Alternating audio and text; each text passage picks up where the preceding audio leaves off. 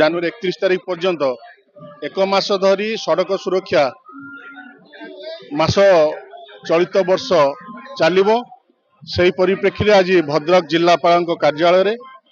ଆଜି ଏକ ସଚେତନତା କାର୍ଯ୍ୟକ୍ରମ ଅନୁଷ୍ଠିତ ହୋଇଥିଲା। ଏହାର ଲକ୍ଷ୍ୟ ଉଦ୍ଦେଶ୍ୟ ହେଉଛି ପ୍ରତିଦିନ ଯେଉଁପରି ଭାବେ ଅସାବଧାନତା ଯୋଗୁଁ ଲୋକମାନଙ୍କର ପ୍ରାଣହାନି ଘଟୁଛି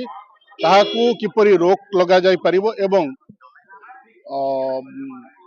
ट्राफिक जो नियम अच्छी सरकार द्वारा जो नियम आम समस्ते जानते सबु जगार लिखाई द्रुत गति आणे विपत्ति किंतु सरकार जिते प्रयास कले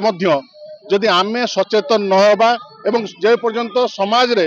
ये वार्ता को न पहुंचाया प्रत्येक लोक निकटरे ताले ये जो अभियान केबे भी सफलता हासिल कर ना एवं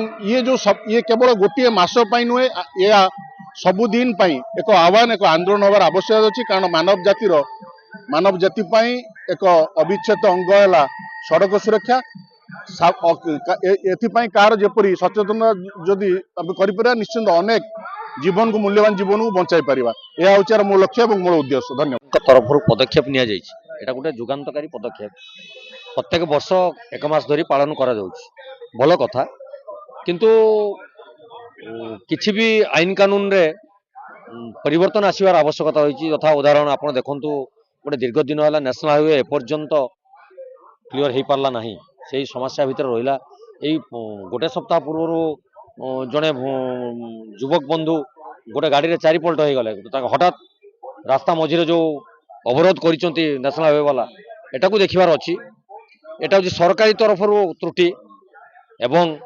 जो आपंकर मद्यपान कर जो मैंने चलाउं अबकारी विभाग एवं पुलिस विभाग से गुरुत्व देवा दरकार अच्छी से माने निशाशक्त अवस्था गाड़ी चालन करें कहूनु सबु जगह सरकारी कर्मचारी नियोजित समाधान करेंगे किंतु बहु जगार अच्छी से केमती समस्या समाधान हो पारे प्रति गुरुत्व प्रदान करेंगे बहन करेंगे तेणु ये पदक्षेप बहुत सुंदर पदक्षेप आशा करुचु आगामी दिन में ये पदक्षेप द्वारा किसी लोकंर निश्चित जीवन